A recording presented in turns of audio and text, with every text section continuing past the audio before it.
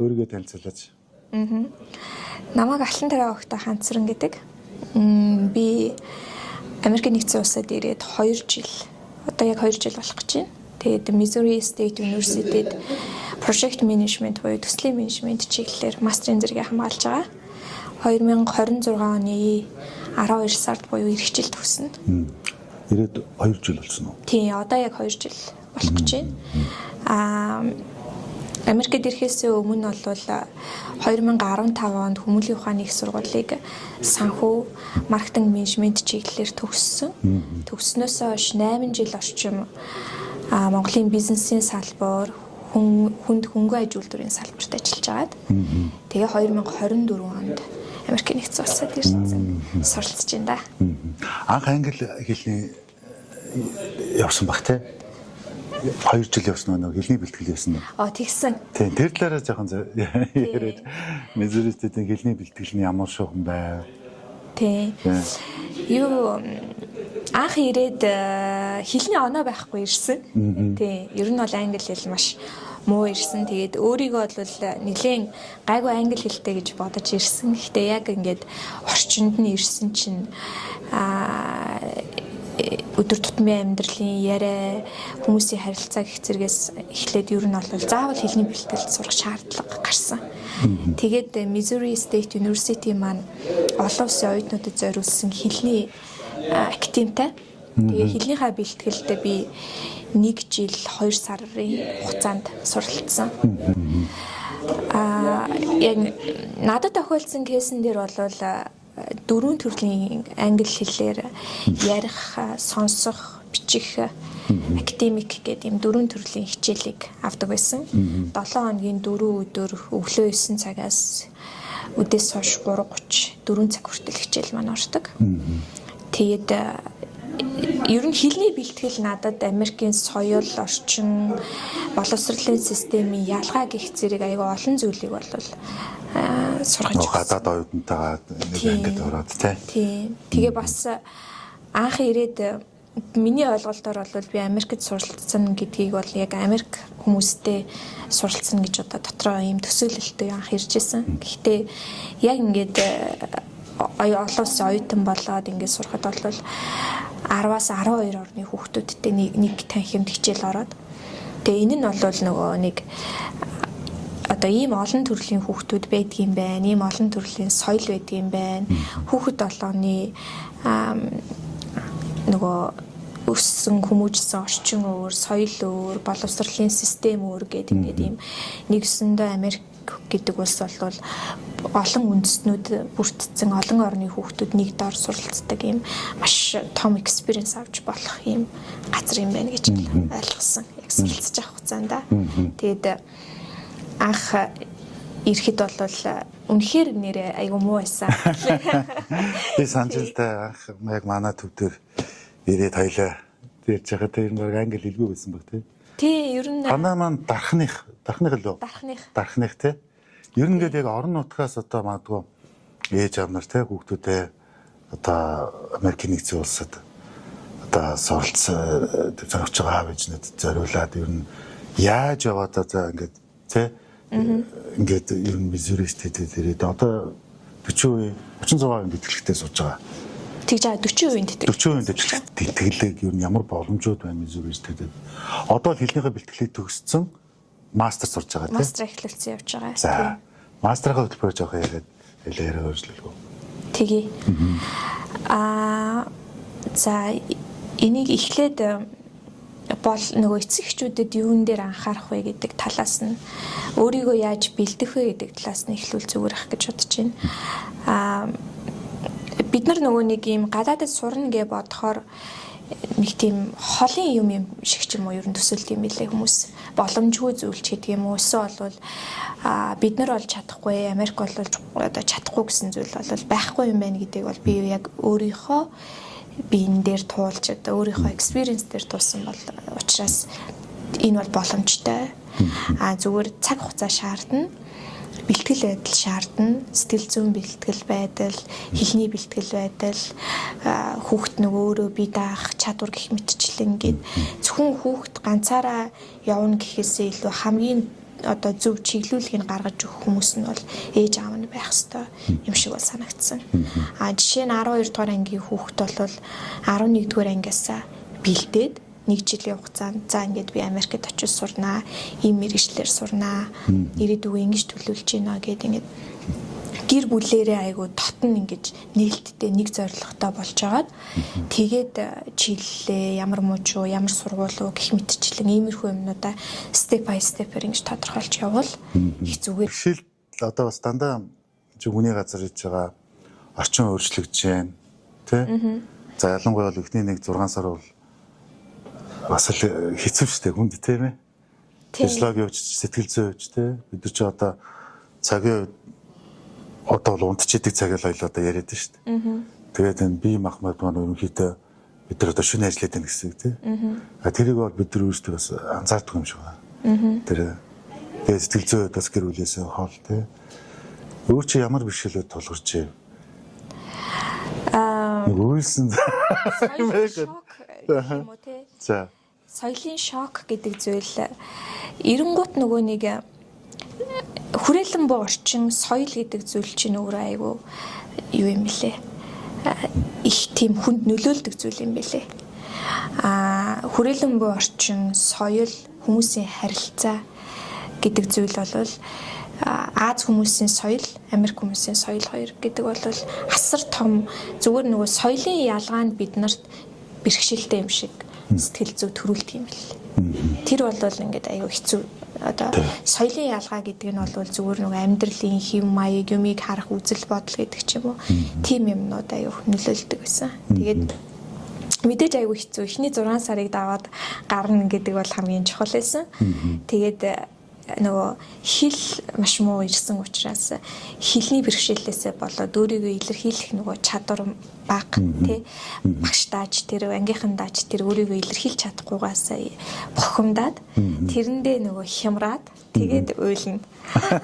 Тэгээд нөгөө гэр бүлийнхнийгаа санаа нь мэдээж ах トゥ хамаатан сад найз нөхдөйгөө санаа нь шал өөр орчинд ирсэн байгаа учраас нэгсэндээ нөгөө өөр газар ирчиж чинь гэхээр гав ганцаараа өөр газар ирчиж чинь гэхээр юм ганцаардл гэдэг зүйлийг аюух мэдэрч эхэлт юм байна гэж ойлгосон. Дотор хүнтэйгээ ярилцах, зөвхөн ганцаараа ингэж амьдрах одоо тэр арга ухаан юмнуудыг нөгөө мэдхгүй ямар ч тийм туршлага байхгүй учраас тэр зүйл бол айгүй хүнд тусаж аваад тэгээд тэрэн дээр одоо яаж менеж хийх вэ гэдэл тэгэл айгүйх тийм олон янзын юмнуудыг сурч эхэлдэг. Тийм. Ер нь бол олон бэрхшээлтэй тулдаг шүү те. Тийм. Яаж хариуцлагатай байх уу? Одоо жишээ нь хүний энэ Америкийн нэгдсэн улсад олон улсын оюутан болоод ирсэн хүний хувьд бол нөгөө хичээлээ сайн хийх ёстой. Нийгмийн харилцаа буюу одоо нөгөө нийгмийн идэвхтэй амьдрах ёстой. Америк хүмүүсийн хэв маяг стилээр одоо тий амьдрах ёстой. Энэ улсад л амьдарч байгаа учраас энэ улсын хүмүүст дийн хэв маяг руу уусах ёстой.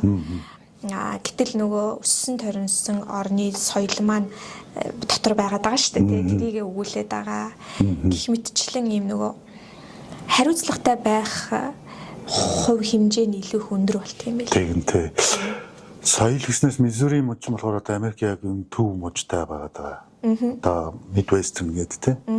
Эндхийн хүмүүс харьцангуй зүгээр ер нь ингээ төв мужийн Америкчууд бол миний ойлголтоор илүү тийм найзрахыг байдаг гэж санагдаад байдаг.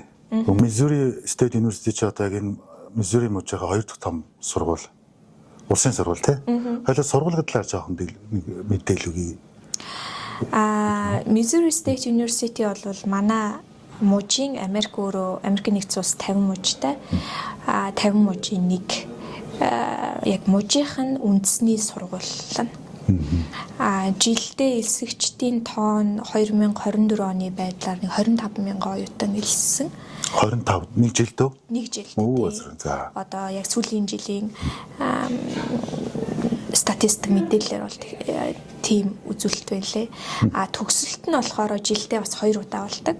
Нэг төгсөлт өөрөө нэг 6-аас 7,000 орчим оюутан төгсөж байгаа. Тэгэхээр жилдээ ихээр 12-оос 13,000 оюутан ч юм уу тий 15,000. Энэ улсын сургуулийн давуу тал байгаа даа. Энэ сургуулийн орчин тэгээд тэр гадаад оюутнуудын орон зай тэгээд тэр гадаад оюутнуудаа дэмжих янз бүрийн хөтөлбөр одоо оюутны олон International Student Association гэдэг байгаа тийм ээ. Одоо олон улс оюутнуудыг дэмжих ингээд их олон хөтөлбөрүүд ер нь яг тэр хөтөлбөртэй хамрагдаад байх юм бол их олон боломжууд байгаа гэж би харж байгаа.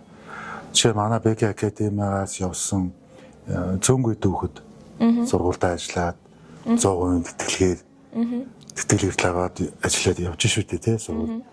Тэгээд тэр үтгэл ням даваалуу манай төгчдөр ням даваачаа сургуультай ажиллаад тэгээд төлбөрөө 100%. Тэгээд дээр нь сар болгоны $1000 стипенд. Тэгээд энэ бол бас том боломж байхгүй тий. Тэгээд сургуулаа төгсөө тэгээ улсын сургууль тэгээд төгснө гэдэг бол их том боломж. Ийм боломжууд өөр нь их байдаг юм шиг байна. Энэ тэтгэлгийн ямар боломжууд ер нь даав гэж монголчууд бол санхүү бол бас л мэдээж том шүү дээ. Энэ бас нэг том фактор. Ер нь ингээд яг амьдрах зардал энэ сургуулийн төлбөр ер нь Missouri State чиний бодлоор бусад сургуулиудтай харьцуулахад те. Ямар гэж бодож байна? Түрүү нөгөө таны асуусан асуултыг эргээд санахад нөгөө эцэг эхчүүд юу бэлдэх ёстой вэ гэдэг асуулт орж ирсэн шүү дээ. Тэгэхэд санхүүгийн асуудал бол хамгийн том асуудал гэж бид айдаг. Гэхдээ яг бодит нөхцөл байдал дээр бол энэ тийм биш байдаг. Гадаадад суралцахын хамгийн чухал юм нь тэтгэлэг, санхүү гэдэг хоёр юмыг л хүн болгоно тэрнээс тэр бол нэг юм амар том хаалга болцсон юм шиг бодоод идэг. Гэтэл маш их боломж байгаа. Жишээ нь зүгээр мастерт сурж байгаа оюутнуудын хувьд гэх юм бол одоо жишээ нь би BK Academy-аар дамжсан учраас нийт нийт сургалтын төлбөрийнхөө 40%-ийг хөнгөлүүлж байна. Нэмэх нь дундаж оноо маань өндөр байх юм бол би дахиад нэмэлт тэтгэлгүүдэд хамрагдах боломжтой гэсэн үг. Семестр болгонд тэтгэлгийн материалаа явуулаад тэгээ нэмэлт тэтгэлгүүдэд хамрагдах боломжтой. Мөн профессорын туслах, профессор assistant, graduate assistant гэх зэрэг сургуультай ажиллаад 100% тэтгэлгээ сургалтынхаа төлбөрийг даалгуулад буцаад сургуультай ажилласан цагийнхаа хэмжээгээр цалинжин гэсэн үг. Нэгсэндээ сургууль дотор ажиллана, буцаад сургалтын төлбөрөө хөнгөлүүлнэ. Тэр боломжууд нь хэр байх вэ? Ер нь олдоц боломжтой л гэж хардаг. Яагаад тэгэхээр 20 гаруй монгол оюутан дотроос бараг 50-60% тэтгэлэгтэй мөн graduate assistantship хийдэг. Одоо өмнөх жилийн төгсөлтөөр гэхэд төгссөн оюутнууд маань бүгдээрээ бас л тэтгэлэгтэй профессорын туслах, тэгээд сургуультай ажиллах гэх юм. 20 цаг ажиллах хэрэгтэй байгаа. Тий, 20 цаг. Гэхдээ яг нөгөө профессор assistantship програм ч бол арай амдаа цагаар болчихж байгаа шүү тий. Тий, нэмэлт цаг. Жишээ нь манай сургууль гэхэд бол семестр болгонд нэг 200-аас 300 мянган тэтгэлийн төрлүүд зарлагддаг. Тэднэр лөө материалаа тасралтгүй одоо ингээд явуулаад ах юм бол тийм дотроос тэтгэлгүүд орж ирээл байдаг. Ер нь бол тий. Тэгэхээр миний харж байгаагаар бол маш боломжтой л гэж хардаг. Яа тэгэхээр 18, 19 бакалавр сурж байгаа оюутнууд байна, мастер сурж байгаа оюутнууд байна. Эдгээр бүгдээрээ эндээ ажиллаад, тэтгэлгээ аваад түрүү нөгөө баярлаа. 20 дүүх сурж яана гэдгсэн. Та тэр коллективтэй байна. Би анзаархад айгүй юм том хотуудад хүүхдүүд сурдаг тий. Одоо Шамарштонд Сэжигого том хот шүү дээ. За миний анзаарсан бол гарцсангүй тийм коллектив бас тийм ихгүй байгаад. Яг энэ жижиг мууч тэгээ том сургууль цөөхөлтнөөр энэ их коллектив энэ та тэр нээлж. Манай хотод байдаг Монгол хүүхдүүд хүмүүс залуухан л да дандаа нөгөө сургууль дээрээ түшиглээд ихэнх нь оюутан. Тэгээд бид хэд бол айгу татна. Одоо баяр ёслол, тэмдэглэлт үйл ажиллагаа эднэр дээр бүгдээрээ цуглана. Нэг юм гэр бүлсэг гэх юм уу та. тийм байдаг. Хин нэгэнд нь ямар нэгэн асуудал тулгархад тэн дээрээ бүгдээрээ уулздаг, зөвлөддөг, ярилцдаг тийм. Ямар нэгэн одоо тэтгэлэгч юм уу, ямар нэгэн боломж олдвол тэрийг нэг нэгэндээ хуваалцдаг, шеэрлдэг, бас группүүд дээрээ тавьдаг ч гэх юм уу тийм. Бид хэд бол нэлээд тийм дотн хоорондоо харилцаатай байдаг. Яа тэгэхээр цөөхөлөх нэ. Би өөр хотуудыг сонсч ирсэн л та. Чикаго, Вашингтон, DC гэл ингээл нөгөө маш их монголчуудтай хотуудыг сонсч ирсэн. Тэгээд бид нар бол энэ айгу цөөхөлөхний учраас тийм байхаас ч өөр аргагүй хол газар хүний нутагт бид нар чинь байж байгаа учраас нэг нэгэндээ илгэмсэг татна байхыг тийм. Манай БК академи чинь 38 гаруй хүн дагж байгаа. За дийлэг нь бол ингээд хүүхдүүдэд гадаад сургах. Сонирхолтой усуу аав ээжүүдэд. Тэр аав ээж нэрээр илүү дэлгэнгүй одоо юунаас эхлэх вэ гэдэг л дээр тий. Жишээ нь яг одоо Америкийн нэгдсэн улсад сурах гэж байгаа хүүхдээ явуулах гэж байгаа аав ээж нарт юунаас эхэлж бэлдэх ёстой гэж бодож байна. Тэр талаас ер нь өөрийнхөө чинь мэдээж аав ээж нар бол хүүхдүүдийг чиглүүлнэ. Хүүхэд өөрөө сонголт гаргах тэр тусмаа нөгөө Монголын нөхцөлд бол бас боломжгүй. Заавал аав ээжийн дэмжлэг хэрэгтэй байдаг. Тэгэхээр аав ээж нар нь сонирхож байгаа улсынхаа одоо активтэй байгууллага ийм газруудтай холбогдож бид эхлээд юу бүрдүүлэх ёстой вэ гэдгийг асуух хэрэгтэй байх гэж бодож байна. Шууд хэлний оноо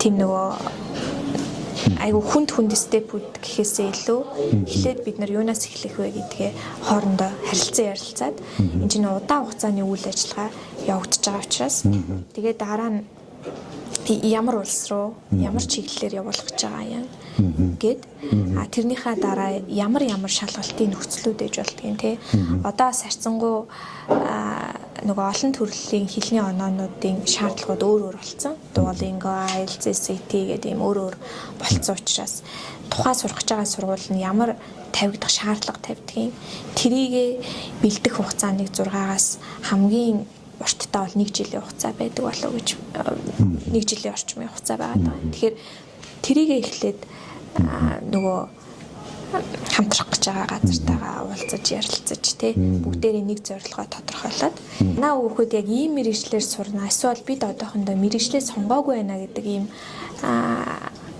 асуудал аюух гарч ирд юм билэ. Яг 12 дугаар анги төгсөж байгаа хүүхдүүд дээр Америкийн нэгдсэн улсын их сургуулиудын 1-р курст бол мэргэжлээ сонгохгүйгээр суралцаж болдог. Ерөнхий мэргэжлийн хичээлүүдийг аваад тэр хоорондоо хүүхдээ өөрийнхөө сонирхож байгаа чиглэлийнхаа департамент юм уу профессор мэргэжлийн зөвлөхүүдтэй уулзжгаад тэгээд хичээлээ яг нөгөө би ийм мэргэжлэр сурвал надад илүү юм байна гэдгээ сонгоод тэгээ 2 дахь семестрээс нь буюу 2 дахь жилээс нь үндсэн хичээлээ авч явах юм боломжтой. Ер нь Америкийн дийлэнх бараг 40% нь одоо их сургууль сурж байгаа хүүхдүүдийн эхний семестр бол мэргэжлээ сонгоогүй байдаг. Яа тэгэхээр тэд нар 2, 3, 4 мэргэжлийг зэрэг сонирхож болно шүү дээ. Тэгээ өөрийгөө яг юунд давуу, юунд сул гэдгээ мэдэхгүй учраас тэрийг энд яг академик мэдлэгтэй багш нар профессорудаас асуугаад тэгээд бүр ингээд бодит орчинтой танилцаж үзэж агаад тэгээд хамгийн зөв гэсэн сонголтыг хийдэг. Бодит орчин гэснээс одоо ерөнхийдөө бас аав ээж нар Америкийн нэгдсэн улсад хүүхдүүдээс ороход бас жоох имэдэг нэг тал байдаг те. Тэр нь нөгөө буутаа гэдэг. Түүний хувьд одоо бизнес тэгэлдээ өөрөө бас охинтой хүн те. Бас ингээд нэрэл бас бодох ёстой юм те. Аюулгүй байдлаасаа тэгээд эмэгтэй хүн ингээд хүний газар ирээд бие даагаад ингээд байхад юу н одоо тэр өөрийнхөө тэнцвэртэй байдлаа яаж хадгалж яг би БК академиараа дамжиж ирсэн. Тэгээд БК академи маань зөвхөн Америкийн нэгдсэн улсад гэхэд бол 20 гаруй сургуулиудтай хамтарч ажилладаг байсан. Тэгээд тэр сургуулиудын жагсаалтуудыг харж агаад би өөрөө Missouri State-ийг сонгосон л доо. Тэгэхээр надад байршлын хувьд нэгт яг центр дээр нь байсан учраас локейшны хувьд надад таалагдсан. Хоёрт илүү их нөгөө нэг Америкийн уугуул хүмүүс амьдардаг. Муж одоо нөгөө юу гэдгийг зүүн эрэг, баруун эрэг рүү хөвчлэн өөр орны хүмүүс амьдардаг ч юм уу тийм байдаг болвол Мизури муж нь өөрөө Америкийн уугуул хүмүүс амьдардагаараа илүү давуу талтай. Тэгээд тэр нь илүү надад нөгөө safety байх ёстой байгаа юм шиг надад. Тэгээд Мизури мужийн хувьд бол одоо нөгөө бусад мужуудын зөвшөөрдөг олон төрлийн юм байна шүү дээ. Буу, хар тамхи гэл ийм юм гихчшээний ийм олон зүйлүүдээс хамгийн бага зөвшөөрөгддөг нэгсэндээ илүү боловсрал академик талыгаа барьдаг муж болон хот байсан. Тэгээд тэр аюулгүй байдал, safety байдал бол одоо хамгийн чухал зүйл маань. Миний хувьд бол ямар ч энд бол safe сэтгэл хангалуун байгаа юм байна аюулгүй тал дээр. Тийм одоо жишээ нь манай сургуулийн кампусаар нэвтэрч орсон тохиолдолд одоо ямар ч алкогол архины хэрэглээ, тамхины хэрэглээ, ёс бус хиллэгч гэдэг юм уу ийм юмыг бүр альбесоор хорцсон байдаг. Тэгэхээр оюутны дотор байрандаа чиглэж болохгүй, сургуулийнхаа орчинд чиглэж болохгүй гэх зэрэг ийм олон улсын оюутнуудад хамгийн ээлтэй байж болох тийм нөхцөлийг бол бүрдүүлсэн учраас бид мэдэгдэж байна. Маш нойрны хот энэ тэр аюулгүй байдал өстой залуучуудтай хот юм Спрингфилд бол гадамжаар явах дандаа л аюул. Юу нь Спрингфилд хот маань өөрөө яг одоо оюутны л хот юм биш үү? Тийм. Гэсэн мөртлөө одоо энэ Спрингфилд одоо Америкийн нөхцөл хамгийн том аквариум тий байгаад байгаа ер нь бас нэг тэр бол бас гайхамшигтай мэлээ шүү дээ. Тэр аквариум би тэр Балтиморт байсан аквариумд орж ирсэн байхгүй. Тэрнээс л баг нэг 10 дахин том. Тэгээд судлаад үзсэн чинь Америкт хамгийн том байдаг аквариум байдаг. Тэгээд миний зүгээр олж харснаар бас нэг залуучуудын л хот байх шиг байна тийм. Оюутнууд ерөөсөө хот нь өөрөө сургуульдаас түшгэлсэн хот гэх юм уу? Missouri State University-д түшгэлсэн хот. Одоо Springfield хот нь өөрөө Missouri State University-д түшгэлсэн хот юм л. Тэгээд мэдээж university буюу сургуулийн оюутан гэдэг чинь залуучууд ихтэй. Тэгээд залуучуудыгаа дагсан нөгөө үзүр үйлчилгээ, соёл тэр юмнуудыг дагсан бизнесүүд нь маш их одоо дандаа одоо сургуулаа төгсөн. Одоо дараа жил төгсгөлөө. Тийм. Төгсөөд яадаг нөгөө OPT-г ээх үү? Тийм. OPT гэдэг нь одоо манайхаар бол дадлага хийнэ гэж байгаа юм тийм ээ? Тийм. тэрийг бол сургуулаас авч уу? Тийм. Project management мэрэгчлэл менежер. Тийм. Төслийн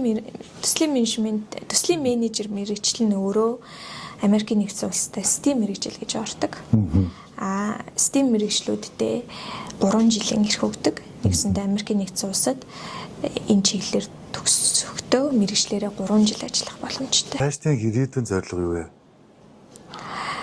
Би нөгөө Монголд 8 орчим жил хүнд болон хөнгөн аж үйлдвэрийн салбаруудад ажиллаж байгаад ирсэн. Эмэгтэй хүн бижиж айгуу сон тийм үйлдвэр тийм төсөл, барилга байшин тийм юм дуртай. Айгуу сонио миний одоо юу гэдгийг тэр тал нь надад илүү их сонирхолтой санагддаг. Тийм учраас би төслийн менежментээр яг академик мэрэгжлийн боловсролыг эзэмшиж тий яг Америкийн нэгдсэн улсад олон улсад төслийг удирдахад ямар академик мэдлэгүүд байх ёстой гэдэг юм бэ? Монголд нөгөө ажиллаж исэн төслүүд маань бид нар дандаа бүх зүйл нь шинэ, туршлага байхгүй, академик мэдлэг байхгүй. Тэгэл айгүйх ир зориг одоо юу гэдэг тийм юмн дээр төслүүд маань явдаг байсан. Тэгээд яг нөгөө үндсэн суурь болох нөгөө фаундейшн өөрөө ямар байдгийм бэ гэдгийг суралцаад яг академик талын мэдлэгийг олоод их орондоо яг энэ чиглэлээрээ ажиллах боловсруучнуудын нэг болоод буцаж ирэх ёстой байна гэж ботсон. Анх шийдвэр гаргахтаа Америкийн нэгдсэн улсад яагаад сурах болсон бэ гэдэг бол тэр зүйлээс анх эхэлж байсан. Тэгээд нөгөө олон төсөл дээр ажиллаж байхад дандаа төслийн гол удирдагч нар, экспертүүд нь гадны хүмүүс аяух ирдэг байсан. Тэгээд тэр хүмүүсийг бид нар нийгмийн нийгмийн зардал одоо юу гэдэг нь те амьдрах зардал, цалингийн зардал гэдэг Монголын томоохон үйлдвэр аж ахуйн нэгжүүд аюух мөнгийг гадны мэрэгчлэлтэнгүүдэд зарцуулдаг гэсэн. Тэгээд энэ нь бол надад айгүй дотор нэг юм хэцүү санагддаг байсан. Хурцсан байна шүү дээ. Яагаад бид эдрийг хийж болохгүй гэж бодчихсон. Тэгээд анхын мэрэгчлийг сонгосон. Тэгээд яг одоогоор бодож байгаа нь бол эрх хичээл сургуулаа төгснө. Америкийн нэгдсэн улсад яг энэ чиглэлээрээ олон улсад ажилладаг хүмүүстэй хамтарч ажиллаж үзнэ. Тэрний дараа Монгол улстай буцаж очино. Очиод яг анх бодож исэн бодлынхаа дагуу томоохон Монголын мега төслүүд дээр ажиллаж одоо улс орныхоо хөгжил төв нэмрээ оруулна гэж бод зорж явдаг. Зорилгыг чинь биелүүлж байгаа дахиад ойлооны подкаст хийе. Тэгээ бид чи одоо тэр нөгөө англиар бол нөгөө success story гэж асуудаг байхгүй юу? Одоо ингээд бид нар ч нөгөө сургуультаа харьцахаал те танаа success story юу гэхээр би манай success story бол манайгаар явсан оюутнууд гэд хэлдэг. Манайгаар одоо явсан оюутнууд маань ихтэй сургуулаа төгсөөд Монголд одоо ийм төсөл тийм төсөл дээр ажилладаг ийм албан тушаал одоо ингэдэг ийм үе салбарт ийм амжилтаа яваа гэхээр чи ямар хамтарч ажиллая гэдэг. Тэгээд баярлалаа бидэрт ингээд цаг гаргаад ирсэнд. Тэгээд цаашдын сурлага хөлмөртмийн өндөр амжилт төсөө. Тэгээд бас би ерөнхийдөө манай одоо Missouri State-тэй хамтарч ажиллаад 10 гаруй жил болж байна. Тэгээд ер нь ингээд ирээ очи хойлоо одоо байнга луцаар тэгэл асуух те. Ингээ эргэх холбоо байна гэдэг нь бас их чухал байд юм болов уу гэж би боддог. Тэгээд цаг гарсан явдал баярлаа. Тэ амжилт хүсье.